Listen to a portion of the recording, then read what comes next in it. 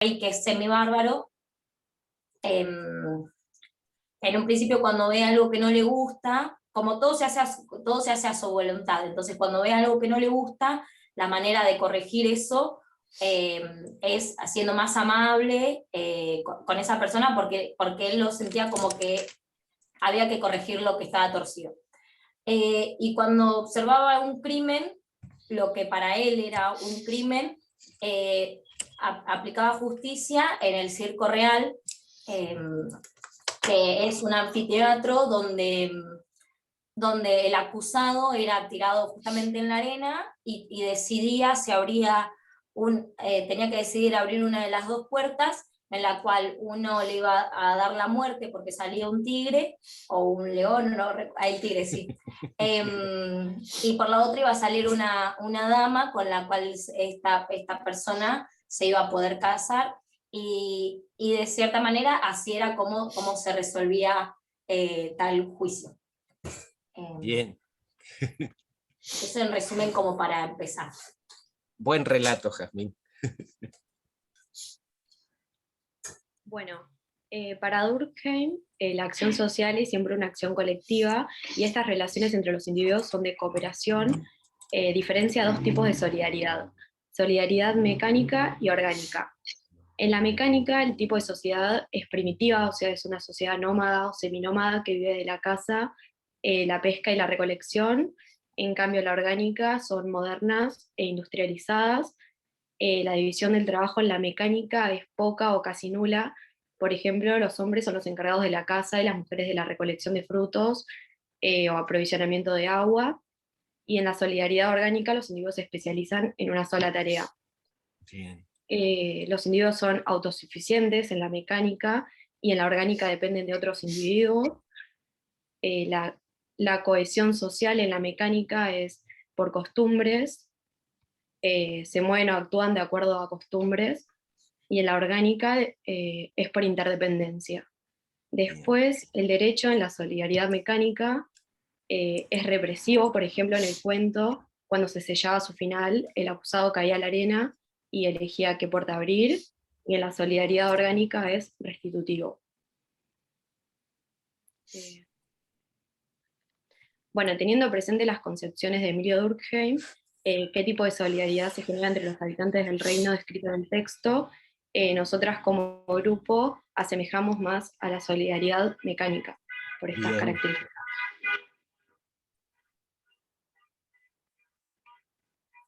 Bueno, nada. Bien. Hola, profe, ¿cómo andas? Hola, Eileen, ¿cómo estás? Bien, ¿y vos? Bien.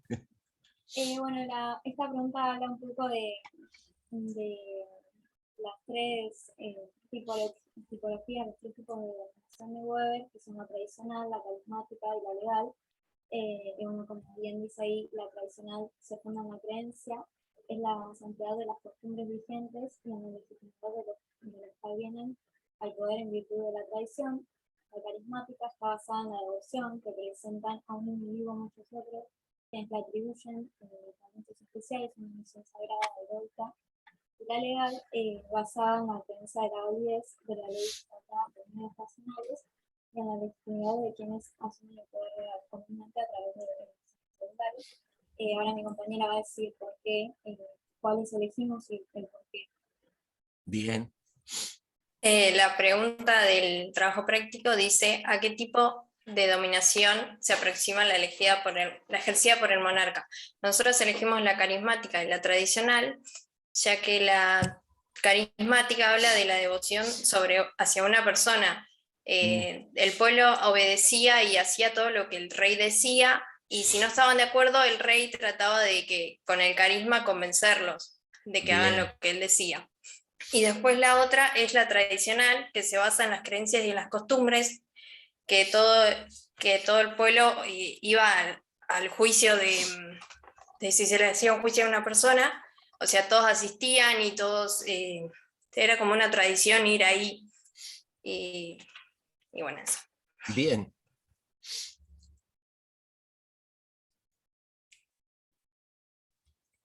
Bueno, y acá para contar un poco, Marx en realidad Estudió la sociedad desde una mirada económica, y por lo tanto pusimos ahí en la diapositiva que transformó algunos conceptos de Hegel, porque Hegel era más filósofo, estudiaba como más el espíritu, y los hizo evolucionar en cuanto a una mirada más económica social, a esos conceptos de trabajo humano y de alienación del trabajo. Bueno, la alienación del trabajo es lo que dice ahí, que es como un trabajo forzado que tiene la particularidad de que del propio trabajo se adueñan otros, y esto da cuenta de dos tipos de clases, como dice ahí, la burguesía, quienes son los dueños de la producción, y el proletariado, que son el dueño, quienes producen. Marx decía que el conflicto se produce, no, todavía no, bueno, nada, que el conflicto se produce por la diferencia bueno, esta diferencia que se genera en cuanto a que algunos tengan más y los otros lo único que tengan para dar es solamente su fuerza de trabajo. Ahora, nosotras para poder relacionarlo con el cuento, le intentamos dar una vuelta de rosca, porque si bien el cuento no habla en términos económicos, no hay un mercado y todo eso, nosotros sí creemos que hay clases o distintos sectores sociales y que también se produce un conflicto. Las clases, las que podemos distinguir son el rey y la princesa por un lado y los plebeyos por el otro, como mínimo, porque no quisimos hacer porque la verdad es que no es que lo dice mucho el texto, pero mínimo sabemos que existe la princesa y el rey, y el plebeyo que va a ser el que sea el novio de la princesa. Y bueno, y nosotros pusimos que el conflicto se produce en términos de poder, porque nosotros, al ser el rey el único, el que tiene el poder, por ser una monarquía, cuando este plebeyo se junta con su hija, el rey lo ve como si eso es un crimen. O sea, él lo considera de esa manera y por eso él lo juzga y lo manda a la arena. Entonces, por lo menos desde la perspectiva del rey, él lo ve como si alguien de alguna manera estuviese queriendo luchar por ese poder. Vamos a poner algo más, una situación en la que, por ejemplo, él permitiese que la princesa estuviese con este plebeyo, de alguna u otra manera la que era la destinataria de ese poder luego iba a ser la princesa. Entonces, al ser esta pareja, un plebeyo, la novia de la princesa, iba a de alguna manera tener algo de poder. Entonces, esto el rey lo vio como un conflicto y lo llevó a juicio. Y también creemos que ese conflicto en general no es que es una cuestión entre el rey y el plebeyo, sino que más bien, y también me voy a apoyar con la próxima pregunta, que es la última pregunta del cuento de quién sale por la puerta.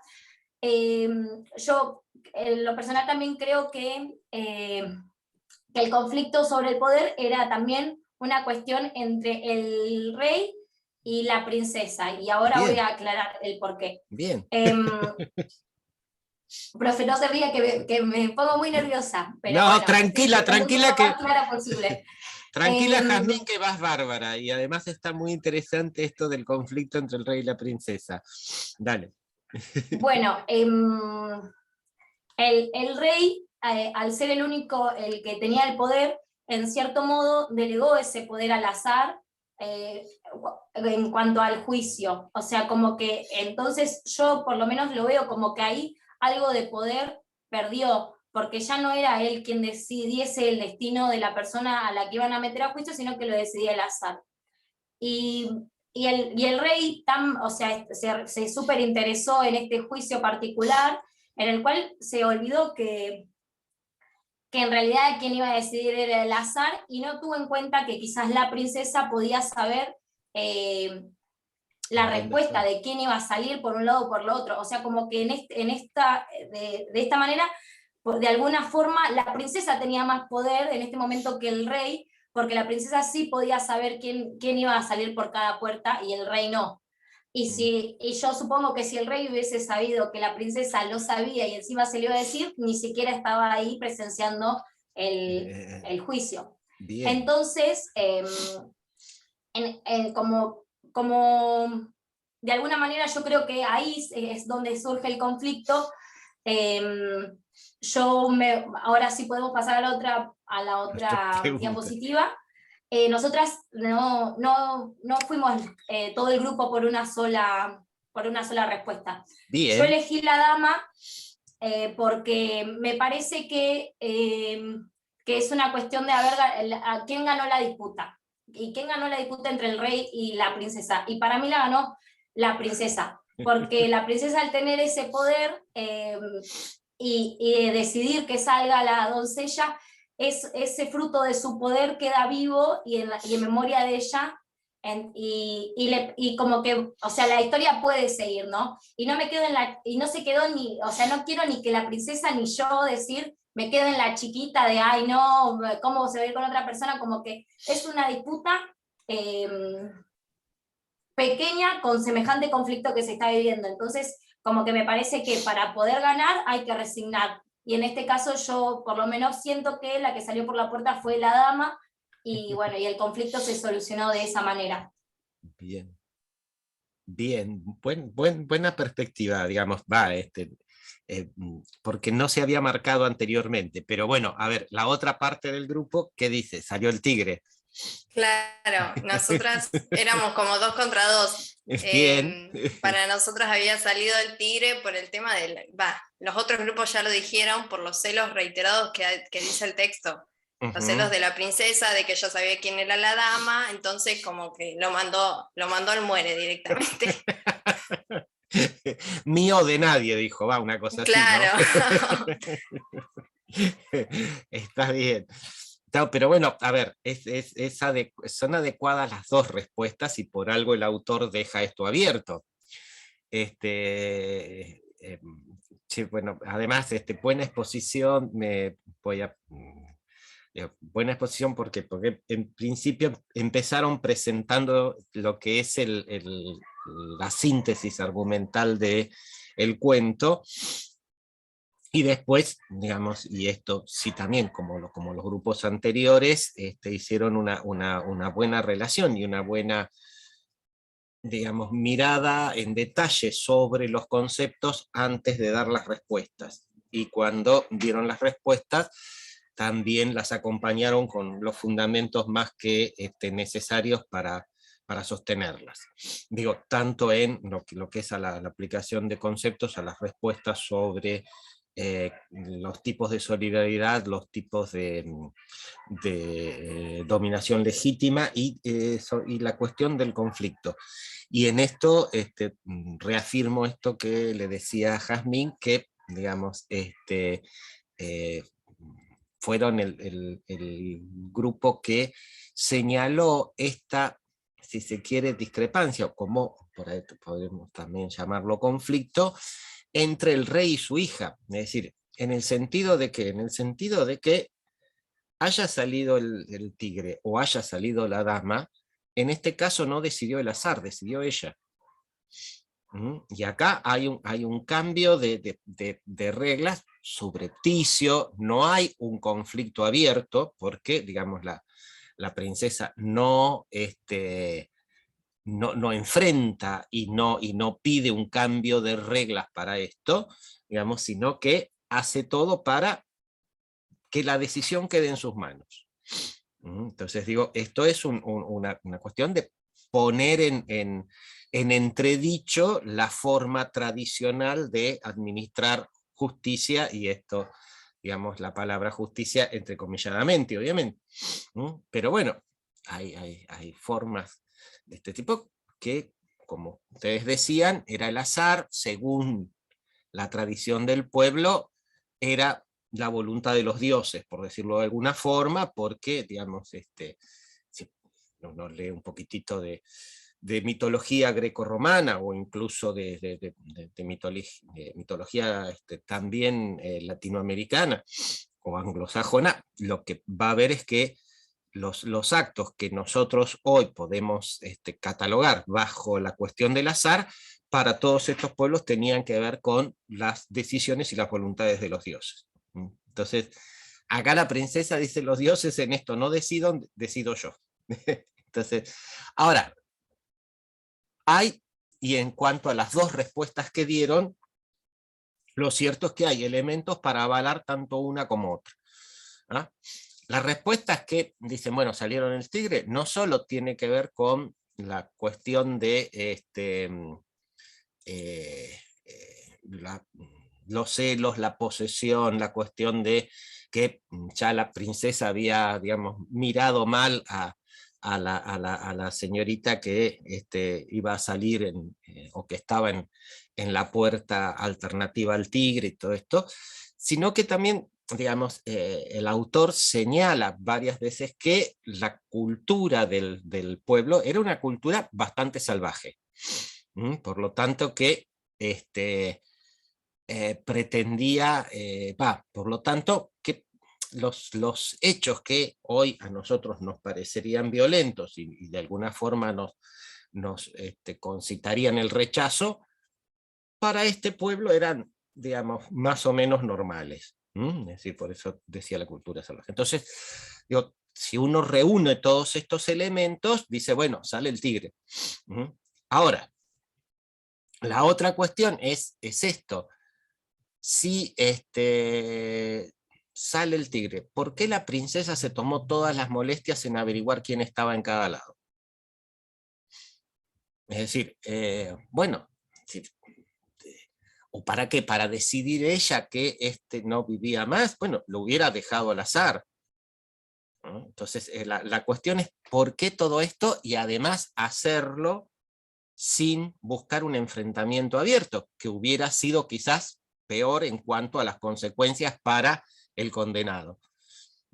Y la otra cuestión es que, digamos, también estaba esta cuestión de, por más salvaje que sea, bueno, hay una cuestión de afecto, de amor, bueno, estas son... Por eso digo, el autor da una serie de pautas para que, como él hace, la pregunta quede abierta. Y esto, digo, también tiene que ver con las cuestiones que podemos llegar a analizar desde esta perspectiva, es decir, desde perspectivas culturales o socioculturales. Por eso que también, digamos, me pareció muy interesante el que hayan marcado la cuestión del conflicto y el que hayan dado las dos respuestas y las hayan fundamentado. Entonces digo, en este sentido hay una mirada, me parece, es decir, más de desmenuzar el texto, y eso, bueno, es un punto a favor, o varios puntos a favor. Así que, bueno, mándenmelo, mándenmelo ahí donde está el espacio, y yo también se los voy a contestar en esta semana, pero bueno, estuvo muy, muy bien desarrollado. Y bueno, la cuestión es también preguntarles como a los anteriores, es decir, qué les pareció esta forma. A ver, ¿por qué digo? Porque va con esto que yo les comentaba, me parece que por lo menos en estos 4 meses lo que uno intenta es que ustedes lleguen más a una comprensión de los conceptos, y una forma de ver que estos conceptos empiezan a ser comprendidos es cuando comienzan a ser aplicados. En este caso, bueno, se aplica al análisis bárbaro, sí, bueno, me parece bárbaro. A mí la verdad, el hecho de sentarme a leer a los autores y poder relacionarlo con el cuento me sirvió muchísimo más como para reflexionarlo más profundamente, digamos. Y quizás no solamente entender el concepto, sino entenderlo, explicarlo y hacerlo como propio. Así que me gustó esta modalidad a mí. Bárbaro Jazmín y bárbaro Silvia.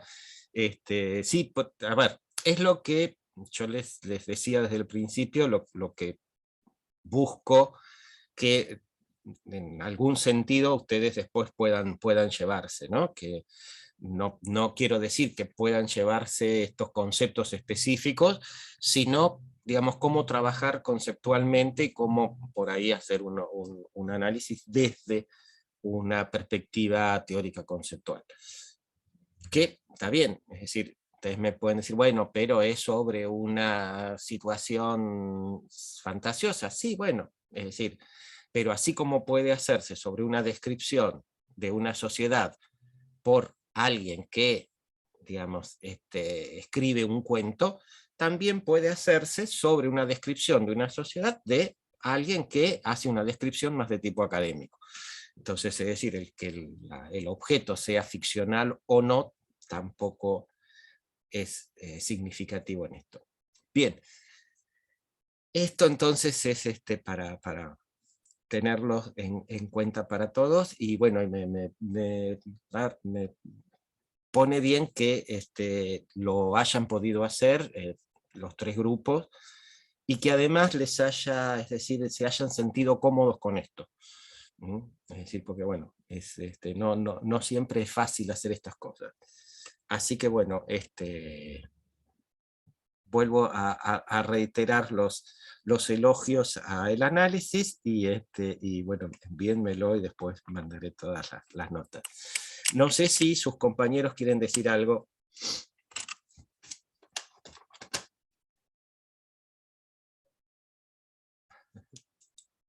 Entonces, para el autor.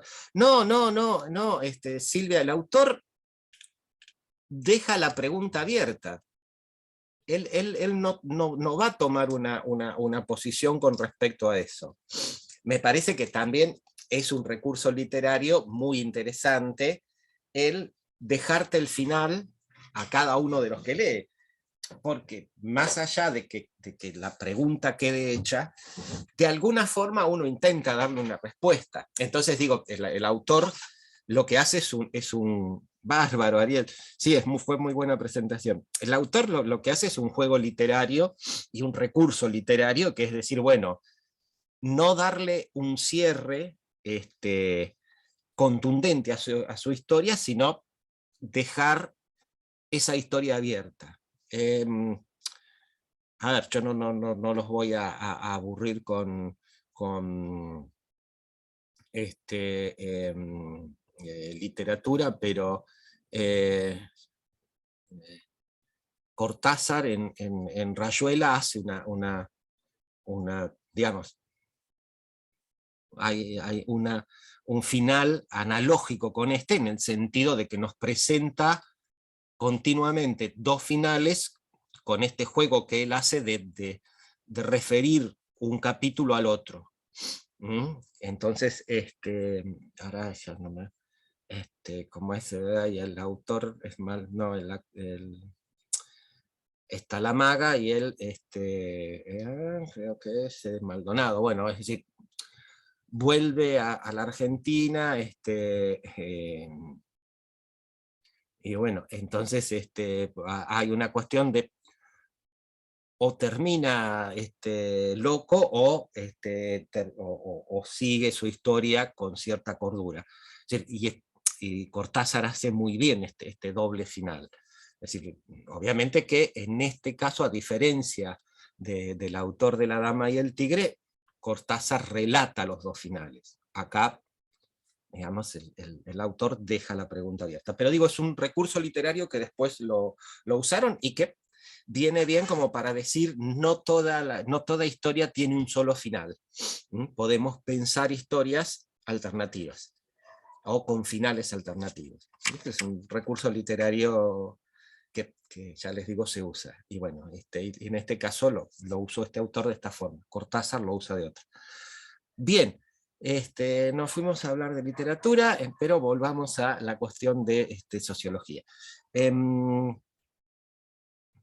Bien, nos había quedado Becker, a ver, déjenme ver un poquitito el programa 6.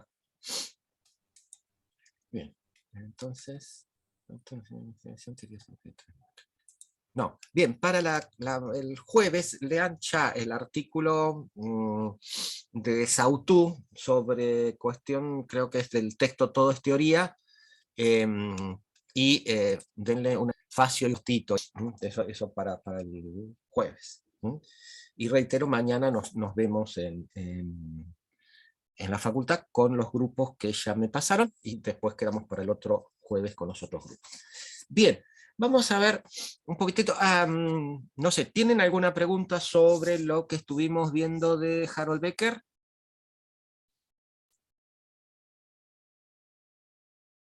¿No? Y la otra cosa que también les digo, cuando empiecen, cuando lean ahora, digamos, en el caso, bueno, de Harold Becker es bastante más notorio, pero relaciónenlo con los textos de Bourdieu, relaciónenlo con los textos de Marradi, de Anderegg, incluso digamos, cuando digo el texto de Bourdieu es el de Unidad 3, el de la construcción del objeto. Hay varios aspectos y varios puntos en común que Becker los presenta desde otra perspectiva, pero digo, traten de ir encontrando los argumentos en común, porque esto es otra cuestión que les va a ayudar a entender mejor y a comprender mejor ciertas cuestiones que tienen que ver con esto de investigar científicamente. Incluso piénsenlo también en relación al capítulo 1 de Kessler, en cuanto a cómo Kessler construye el objeto de la desigualdad. Les digo todo esto porque le estoy pensando en la elaboración de los trabajos de integración final. Acá hay elementos que ustedes pueden tomar para la forma en que se define un problema y también para las cuestiones de ver las relaciones conceptuales. Sobre todo, por eso digo, cuando tengan que buscar las relaciones con los conceptos de los autores que estuvimos viendo. Bien, con Howard Becker habíamos visto la primera parte. Él dice, bueno, las formas de definir los conceptos desde una perspectiva totalmente teórica, si se quiere, por deducción, desde una perspectiva que por ahí podría ser más como inducción, y desde lo que él propone, una perspectiva de diálogo constante entre lo que es la definición de conceptos y la observación de la realidad. Y después habíamos visto cómo esta cuestión de ir desde lo conceptual a lo empírico o lo factual se ajustaba a partir de los dos ejemplos que él da, que es la definición de lo que es una aptitud y la cuestión de lo que es lo que es delito. Ahora él dice, bueno, con todo esto, bueno, ¿qué es lo que intenta? En verdad lo que intenta es darnos algunos elementos para esta tarea de definir conceptos. Y él dice, bueno, qué troza. Y, digamos, con estas cuestiones que son conceptos, y el concepto es más yo les decía, una reducción de la realidad, pero que esta reducción de la realidad lo que nos permite es ser más rigurosos en la observación. Ahora, dice, bueno, ¿por qué se plantean estas cuestiones? Y acá por eso digo, fíjense cómo hay elementos comunes con Bourdieu.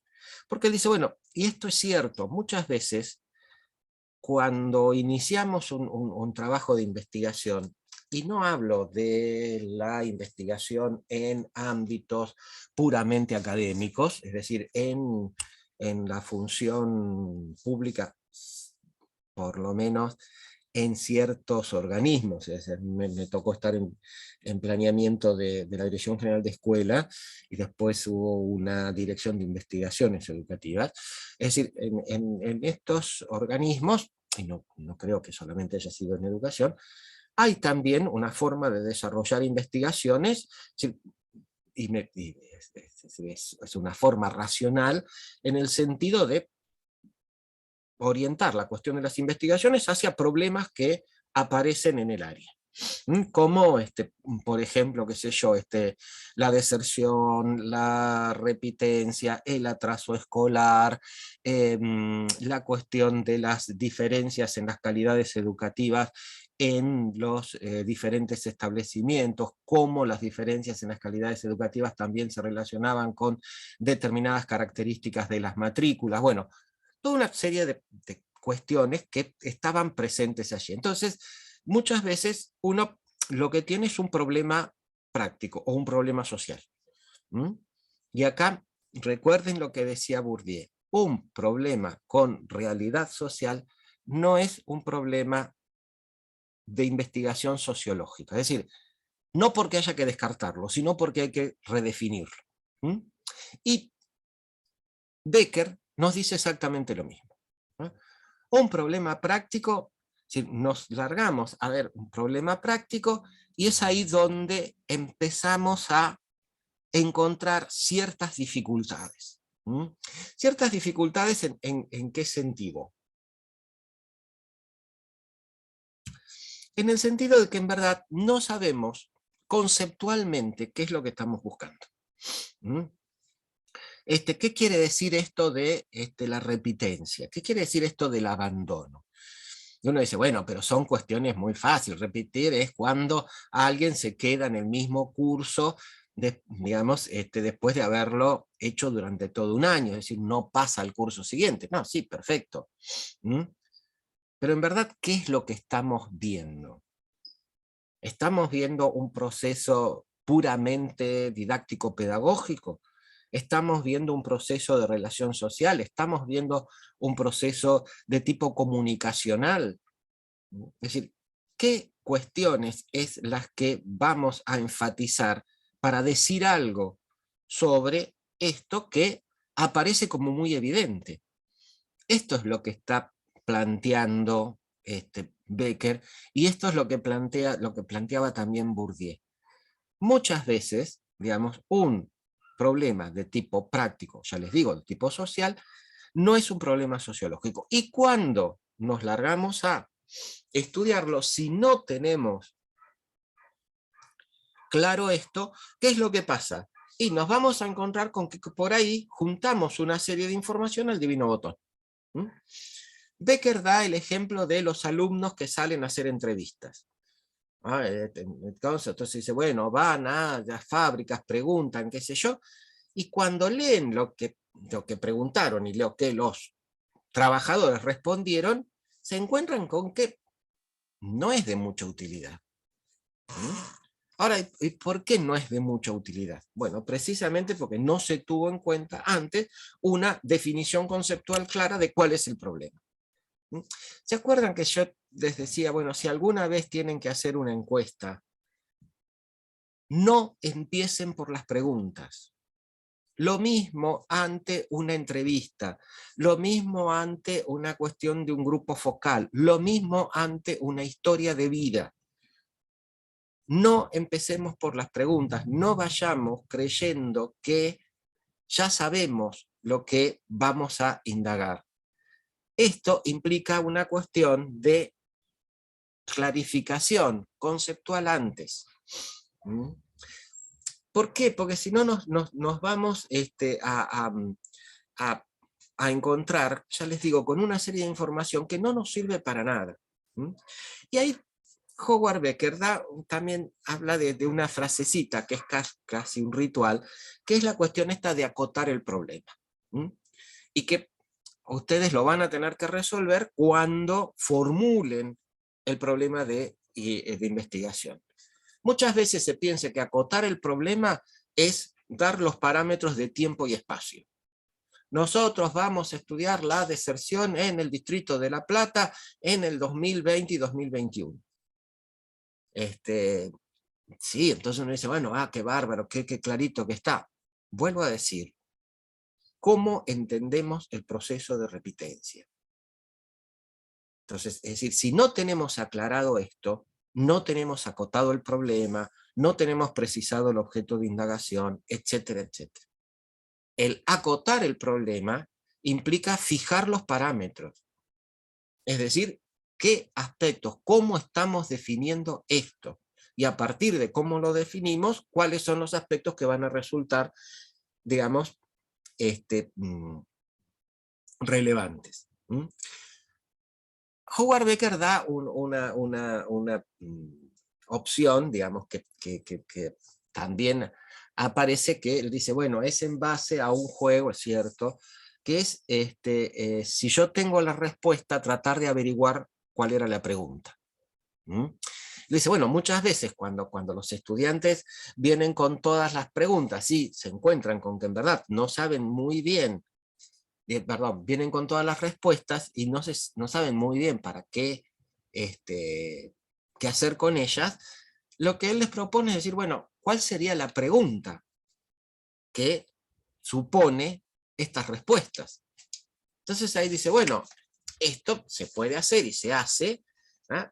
¿Y con qué nos vamos a encontrar? Y nos vamos a encontrar, digamos, con que por lo menos vamos a definir qué es lo que no queremos investigar. Es decir, qué es lo que en verdad hicimos estas preguntas al divino botón y que en verdad no nos aportan y no vamos en la dirección adecuada. ¿Ah? Por eso que él va a decir que la reformulación de las preguntas constituye los comienzos de la construcción conceptual. Es decir, ¿por qué? Porque obviamente acá hay una cuestión que también se habla como definición negativa, bueno, todo esto no importa mucho, pero yo puedo precisar el problema a partir de ir descartando lo que no quiero indagar en estos momentos. Entonces, esta es una forma. Y dice, bueno, también se puede aplicar a los cuantitativos, qué sé yo, por todo el desarrollo que hay, no solo de la computación, sino también de los programas estadísticos. Y esto es cierto. Antes, un estudio de tipo cuantitativo demandaba una formulación muy precisa del problema. No es que hoy no lo demanda, no lo demande, sino que en verdad, dado los programas estadísticos y las digamos, capacidades y potencialidades de las computadoras, lo que podemos hacer es jugar con diferentes alternativas y jugar con diferentes asociaciones entre variables. Entonces esto, digamos, también es posible y también nos ayuda mucho a acotar los problemas. Ahora, él dice, bueno, ¿cuáles son otras formas de ir llevando esto a cabo? Y él da dos opciones. Dice, o dejemos que el caso defina el concepto, o dejar que la categoría defina al caso.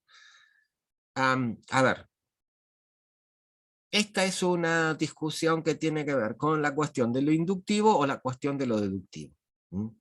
Ahora, en términos muy generales, a ver, ¿qué es lo que quiero decir? A ver, yo puedo partir de una definición conceptual. Él toma el caso, me parece, de burocracia, y decir, bueno, yo voy a estudiar, digamos, la burocracia en, digamos, la administración de salud en la provincia de Buenos Aires. Entonces él dice, bueno, ¿por qué la categoría me está definiendo el caso?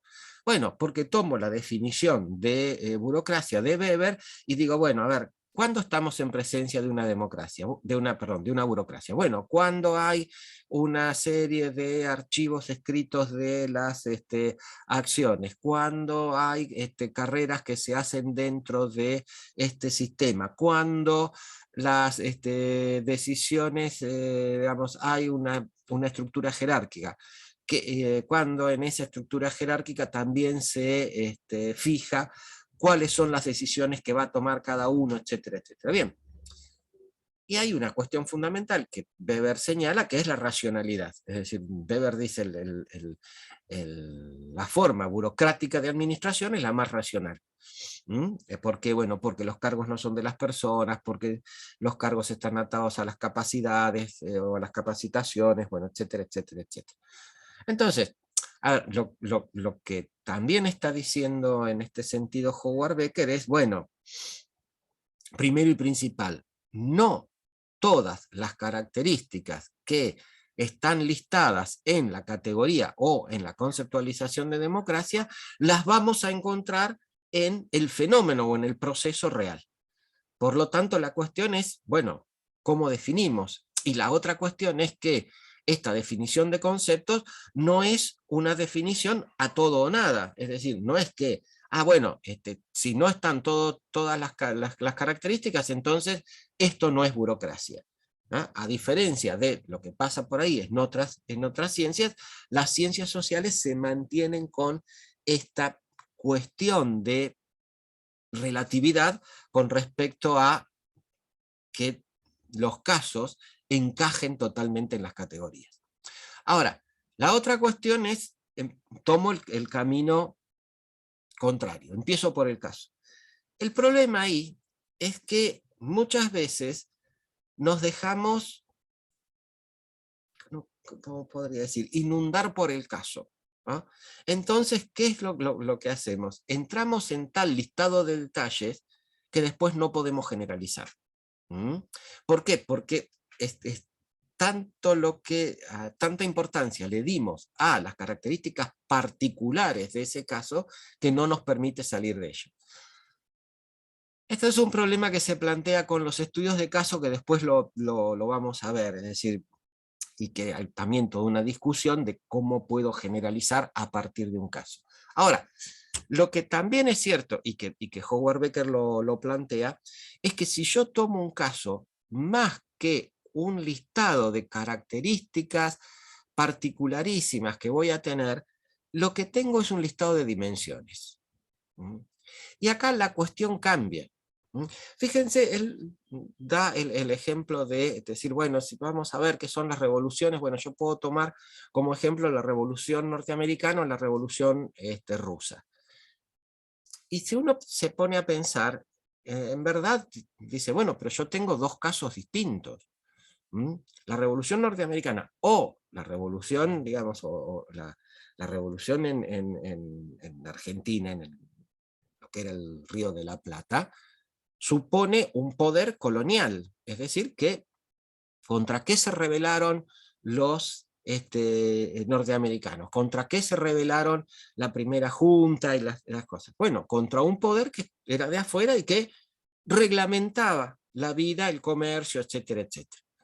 Ahora, esto no está presente en la Revolución Rusa. En la Revolución Rusa no hay un poder exterior, ¿no? Entonces decimos, bueno, son totalmente distintas, en parte, pero ¿cuál es el elemento común que hay acá? Tanto en la Revolución Norteamericana, como en la Revolución del Río de la Plata, en la Revolución Argentina y en la Revolución Rusa. El poder, el elemento común es que hay un poder que fija determinadas condiciones de opresión. Entonces, bueno, contra esto, sí, entonces, si yo quiero hablar de una revolución, ¿qué es lo que tengo que decir? Bueno, señalar que acá, digamos, hay una reacción frente a un poder que empieza a resultar, digamos, cada vez más opresivo, más injusto, etcétera, etcétera, etcétera. Entonces digo, fíjense cómo, digamos, cuál es la diferencia entre las características y las dimensiones. ¿Me supe explicar? Con este ejemplo, digo, lo que es trabajar sobre características y lo que es trabajar sobre dimensiones. Y es, bueno, es lo que nos está diciendo Becker. Si yo tomo el caso, lo que tengo que fijarme es en las dimensiones. Obviamente, que las dimensiones yo las puedo llegar a pensar a partir de las características. Pero el pasar de características a dimensiones es una primera cuestión de generalización. La otra cuestión que también él va a señalar, y que lo va a señalar, digamos, muy acertadamente, es que muchas veces cuando investigamos y saltamos del caso a la generalización, lo que hacemos es un salto de largo alcance. ¿Por qué? Porque, digamos, introducimos una serie de fenómenos en categorías que son tan amplias que tampoco nos permiten decir nada nuevo. Y entonces él dice, bueno, tenemos que marchar hacia lo que Robert Merton había llamado las teorías de alcance medio. O sí, las teorías de alcance medio, no me acuerdo cómo las llama, de mediano alcance, bueno, pero más o menos es lo mismo. Y él dice, ahí está, habla de el truco de Bernie Beck. ¿Cuál es este truco? La cuestión es que cuando nosotros tenemos presente una investigación, o, a ver, vamos a aclarar algo antes. Generalmente cuando uno investiga, aun cuando lo haga sobre casos particulares, lo que pretende es llegar a cierto nivel de generalización. Esto desde ya. ¿Y por qué? Bueno, porque no investigamos solamente para poder decir algo muy detalladamente sobre un único caso particular, sino que lo que siempre pretendemos es que eso que de alguna forma podemos establecer con respecto a un caso particular pueda ser aplicado a otros casos.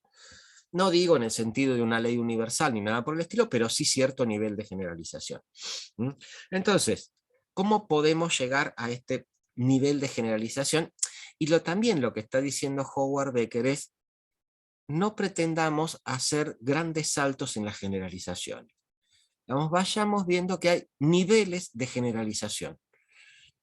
Y que a partir de poder ver que yo tengo niveles de generalización, puedo ir pasando de uno a otro y pasando fundamentadamente y racionalmente además. Entonces estas son cosas que tengo que trabajar. ¿Cuál es el truco que propone Beck? Es decir, bueno, usted ha hecho una investigación, voy a tomar el ejemplo que él da, que es su propia investigación, sobre cómo los docentes eligen sus destinos o sus puestos de trabajo en Chicago. Entonces él va encontrando que acá no hay tanto una cuestión de hacer carrera, de ascenso, de nada por el estilo, sino precisamente que los docentes van buscando aquellas escuelas en las cuales se sientan cómodos. ¿Qué quiere decir que se sientan cómodos? Que la gente más o menos actúe como él espera que actúe. Digamos, que haya padres comprensivos, que los otros docentes, digamos, también sean colaborativos, bueno, etcétera, etcétera, etcétera. Entonces, lo que le dice Beck, una vez que él describa esto, bueno, dice, vuélvamelo a contar, pero sin usar los términos maestros, escuelas, Chicago, qué sé yo. Entonces, es decir, ¿qué es lo que este ejercicio nos permite? ¿Y a qué está lo que nos obliga? A pensar en términos de una mayor generalidad. Ya no pienso en docentes, ¿qué pienso? En, digamos, empleados. No pienso en escuelas, ¿en qué pienso? En puestos de trabajo. No pienso en Chicago, ¿qué pienso? En una organización que puede estar en cualquier otro lugar. Entonces, ¿qué es lo que estoy describiendo? Que en organizaciones con cierto grado de burocratización hay un grupo de personas que se mueven no para hacer carrera ni para obtener puestos de poder, sino que se mueven para estar en lugares confortables. Entonces, fíjense cómo tengo otro nivel de generalización. Entonces, por eso él dice, bueno, acá hay una cuestión de teorías de alcance medio. Y la otra cuestión también, cuando nos planteamos con la cuestión de revisar casos, él dice, bueno, son tan importantes las similitudes como las diferencias. Y fíjense que, digamos, hay acá también cierta relación con Bourdieu, el texto de Bourdieu de la construcción del objeto, cuando plantea la cuestión de las analogías. ¿se acuerdan que Bourdieu decía, bueno, cuando verdaderamente avanzamos en el análisis de analogías o en el análisis analógico? Bueno, cuando empezamos a ver las relaciones de las relaciones. Es decir, la cuestión de cómo precisamente se da este conjunto de relaciones y no tanto la relación específica de cada cosa. Howard Becker nos está diciendo lo mismo. Fíjense con el ejemplo que él va a dar de su propia tesis con respecto a los docentes de Chicago, o también, digamos, el ejemplo, digamos, que él va a dar de cierto nivel de ambigüedad en las reglas de las organizaciones, y que estos permiten siempre cuestiones, es decir, que no quedan muy definidas, y él lo ve en principio con la cuestión de, vuelve al ejemplo de la cuestión del delito. Él dice, bueno, cuando son las corporaciones las que llevan adelante acciones delictivas, uno de los rasgos que aparece es precisamente la ambigüedad. La ambigüedad, ¿por qué? Porque la cuestión del delito no aparece tan claro como, digamos, la cuestión de que alguien le ponga un revólver entre las costillas a otro. Entonces, lo que él dice, bueno, hay esta cuestión de ambigüedad que están en las relaciones. Y esto nos lo permite, digamos, esta comparación de relaciones. ¿Por qué? Porque él dice, bueno, esto también pasa, por ejemplo, en un juego como es el béisbol. Nosotros podríamos decir, pasa también en un juego como es el fútbol. Es decir, que una pelota nos pegue en la mano o en el brazo dentro del área chica, uno dice es penal. No. Depende de cómo haya estado puesto el brazo. Y depende del grado de separación que el brazo tenga del cuerpo. Entonces, acá hay una cuestión de ambigüedad. Y la ambigüedad que queda resuelto por quien tiene que tomar la decisión de aplicar o no una determinada sanción. Ahora, él esto lo va a enganchar con la otra cuestión, y el que va a decir, bueno, en verdad los conceptos son generalizaciones empíricas. ¿Qué quiere decir que sean generalizaciones empíricas? Que son abstracciones que tienen que ser aplicadas a la realidad. Esto es muy claro, es decir, los conceptos nos sirven en tanto y en cuanto nosotros podamos aplicarnos a la realidad para poder ver allí algo más que desde el sentido común no podemos ver. Ahora, la cuestión es que, por eso que lo que Howard Becker dice, bueno, permanentemente estamos ajustando los conceptos. ¿Por qué? Porque lo estamos ajustando a una serie de situaciones de relevamientos empíricos. Y la otra cuestión que él va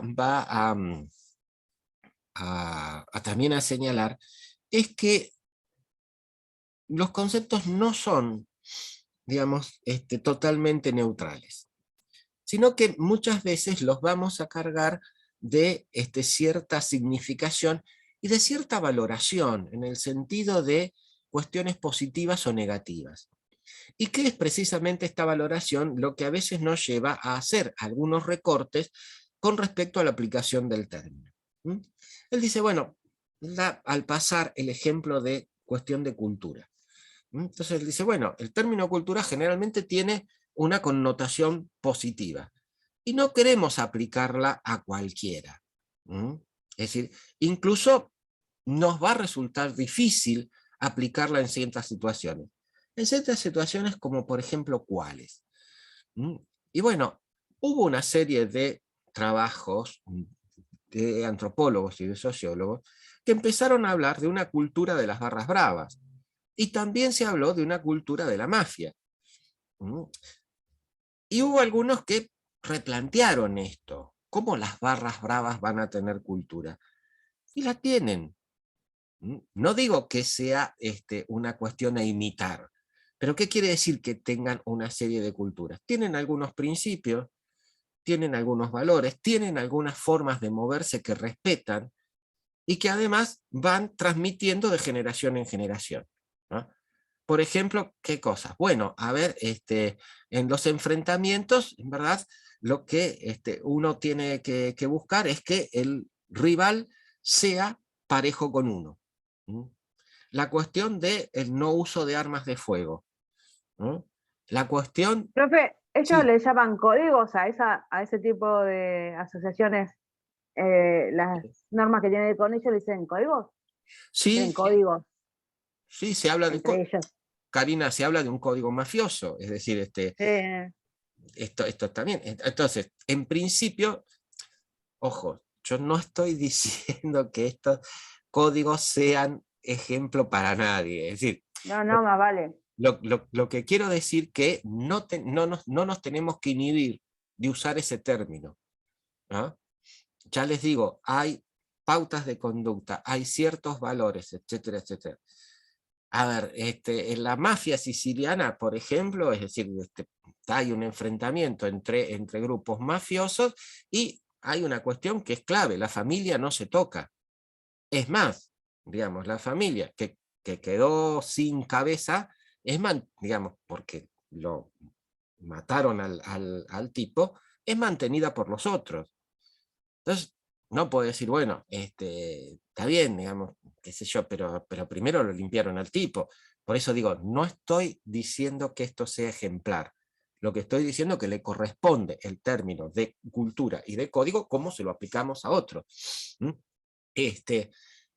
Lo mismo desde el punto de vista de la cuestión de lo religioso. Hay quienes, y si ustedes por ahí van a Salta, es decir, con todo el desarrollo y la difusión que hay de lo que es la Virgen del Cerro, y esto, digamos, desde una cuestión religiosa para la Iglesia Católica Apostólica Romana oficial de Salta, el culto de la Virgen del Cerro no es un culto que ellos consideren religioso, como tampoco lo van a considerar el de Gauchito Gil o el de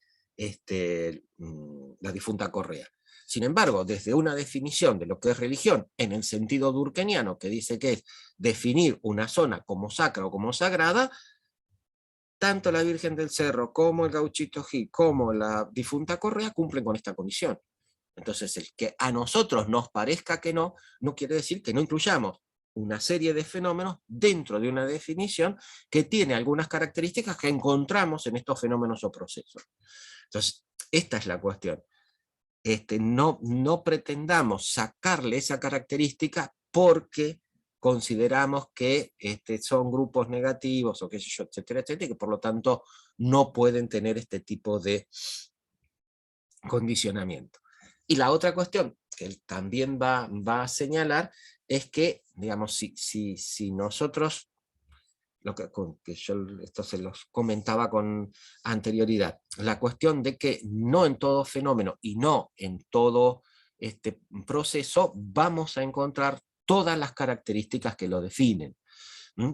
Vuelvo al ejemplo de burocracia o al ejemplo de las cuestiones de las revoluciones, o fíjense ustedes, digamos, en el trabajo que hace Kessler con respecto a la definición de desigualdad.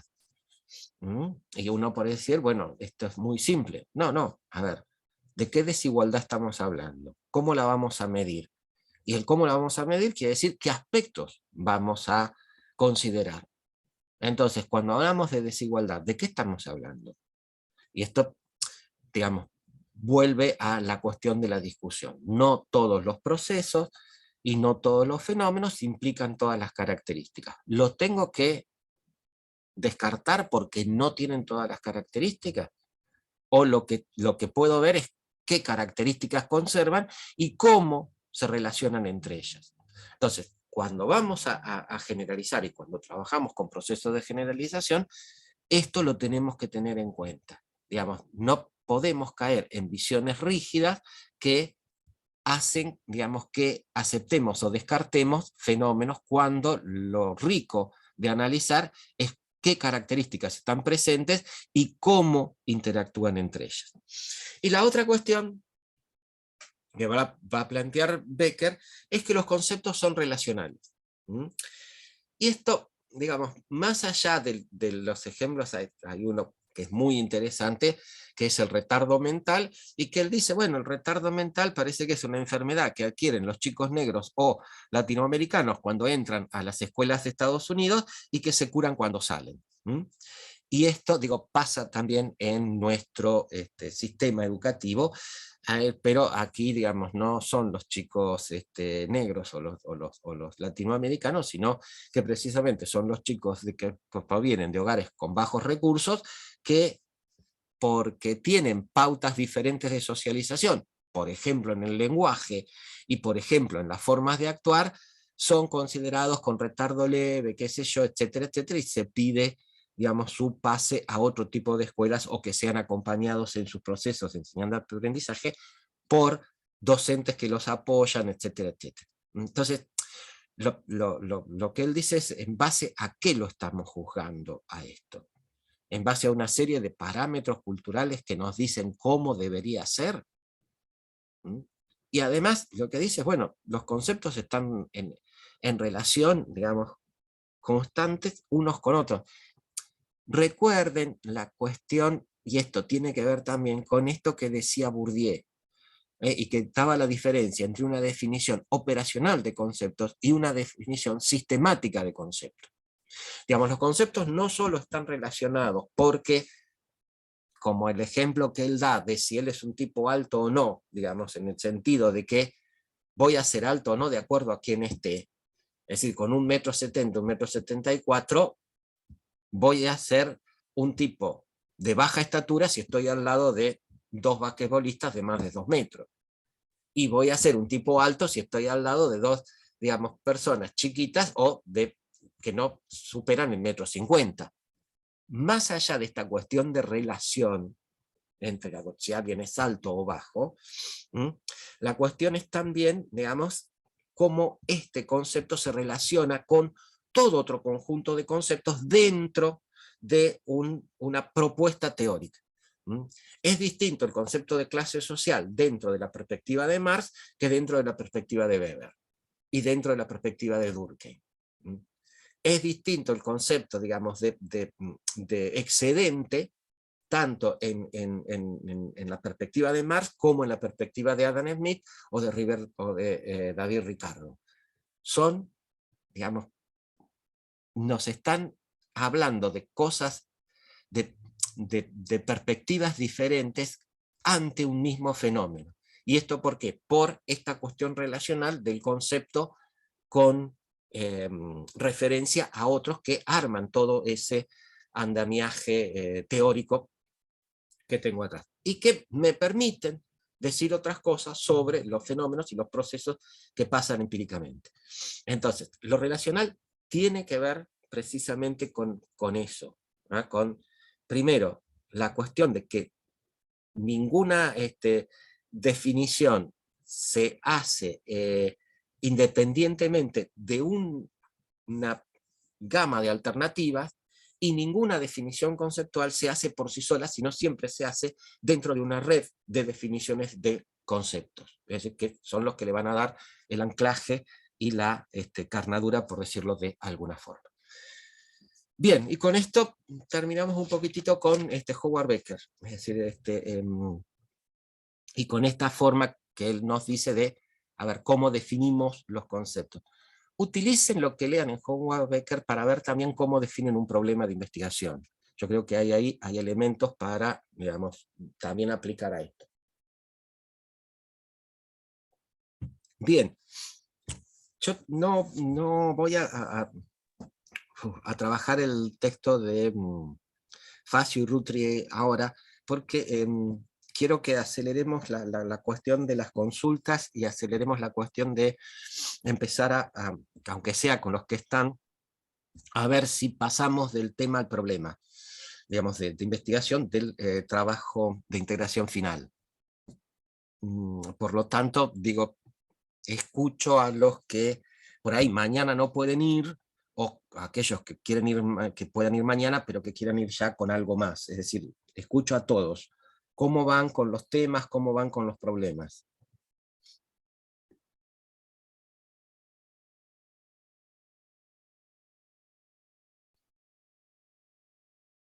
van bien, no tienen preguntas, no tienen... Parece que no vamos a ningún lado. No vamos a ningún lado. No, porque, a ver, ya estamos llegando al día 10. Recuerden que al fin de mes tienen que tener los trabajos entregados. Profe, Sí. cuando nos hacemos las preguntas de los problemas, no es algo que tenemos que escribir en el trabajo práctico, sí. Es algo que tenemos que contestar. O no sé esa parte, no me doy cuenta. No, Karina, a ver, las preguntas que ustedes se van haciendo para definir el problema no es necesario que las escriban. Lo que es necesario es que escriban es, digamos, la formulación precisa del problema. Pero las preguntas no. A ver, Karina, pueden hacer mención algunas en esa introducción de que digamos, pueden incluir, pero no es necesario que estén. Es decir, son preguntas que nos van a ir orientando para poder definir un problema. La cuestión Otra cosa, profe, cuando, bueno, tengo problemas con los objetivos. Nosotros no tenemos que dar soluciones, No, ¿no? no. Pero en los objetivos, ¿qué mencionamos? Objetivos. Unos objetivos, un ejemplo. Por ejemplo, en el objetivo ustedes pueden poner, bueno, precisar las relaciones entre, qué sé yo, a ver, depende del tema que ustedes hayan elegido, o Nosotros estamos con violencia de género. con violencia de género. Bueno, entonces... En el ámbito laboral, ahí. Bueno, entonces, como un objetivo que ustedes pueden poner es precisar las características de el abuso de género en ámbitos laborales. Es decir, a ver, ¿cuáles son aquellos aspectos que van a resultar más significativos en el ámbito laboral y que pueden ser diferenciados de los que vamos a encontrar en un ámbito doméstico?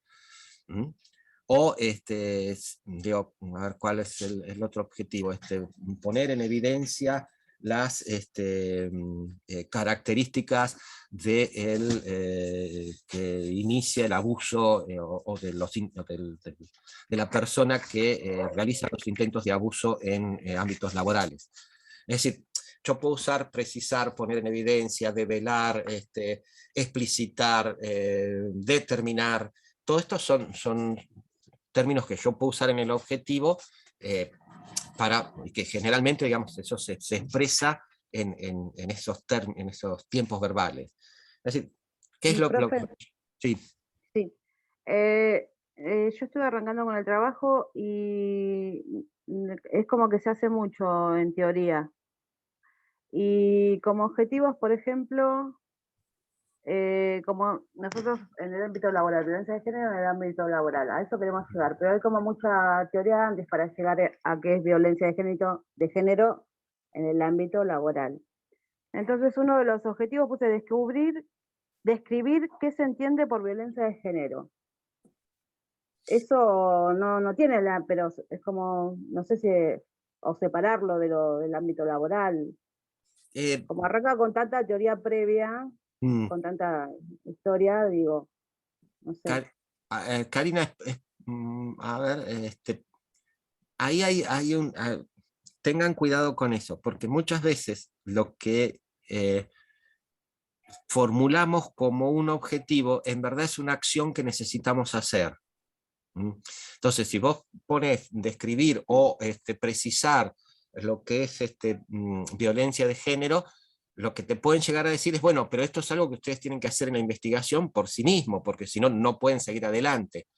Por eso te digo, digamos, piensen más en la cuestión de qué es lo que ustedes quieren lograr desde el punto de vista cognitivo con esa investigación. Ahí es el objetivo. A ver, por ahí uno dice, bueno, a ver, yo pongo como objetivo recabar los datos que No, esto es una acción que vos tenés que hacer. ¿Mm? Entonces, la cuestión es, bueno, ¿para qué voy a hacer yo todo esto? Piensen que acá el objetivo es siempre incrementar el conocimiento.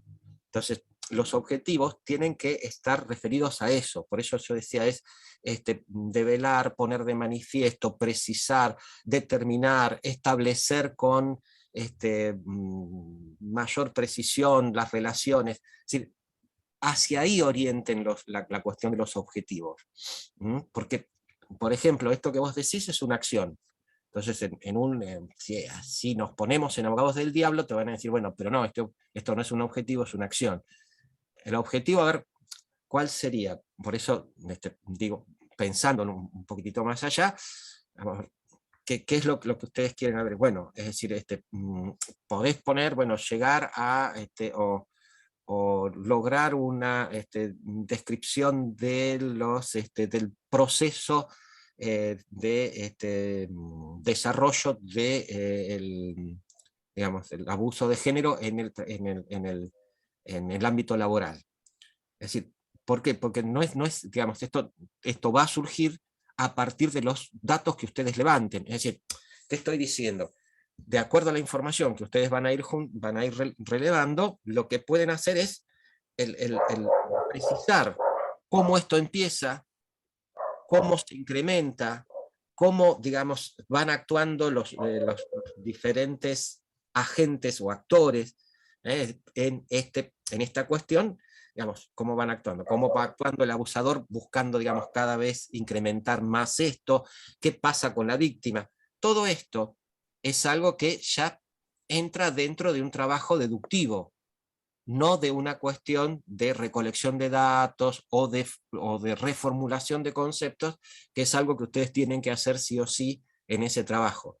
Por eso, describir lo que es abuso de género o violencia de género es algo que ustedes tienen que hacer. Ahora, el lograr una descripción precisa del proceso en el cual se va a... Esto es algo que ustedes lo van a hacer a partir de todos los datos que ustedes levantan. Y que pueden hacer esto o pueden hacer otra cosa. Pero digo, es ya cuestión de elaboración. Ya, es decir, esto, ¿por qué nos va a dar un incremento en el conocimiento? Y bueno, porque nos va a estar diciendo cómo actúan estos abusadores en ámbitos laborales, cosa que no sabemos.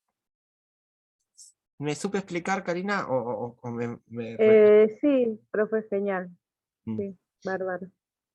Igual me cuesta pensar otros, pero supongo Pero que debo tener más de uno, pero bueno, no, por eso tengo compañeros, ¿no? no, está bien, pero con que sea uno, digamos, la cuestión es esta, Karina y los compañeros de grupo, que lo charlamos mañana también, que es que se entienda cuál es la diferencia entre el objetivo y las acciones que ustedes tienen que cumplir.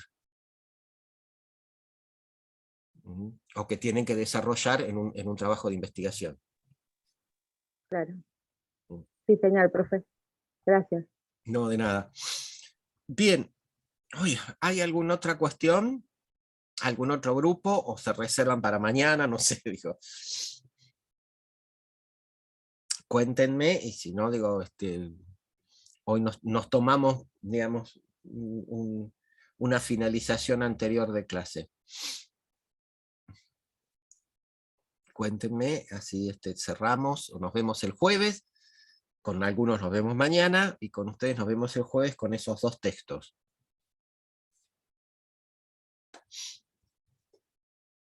¿Hay preguntas, chicos, chicas?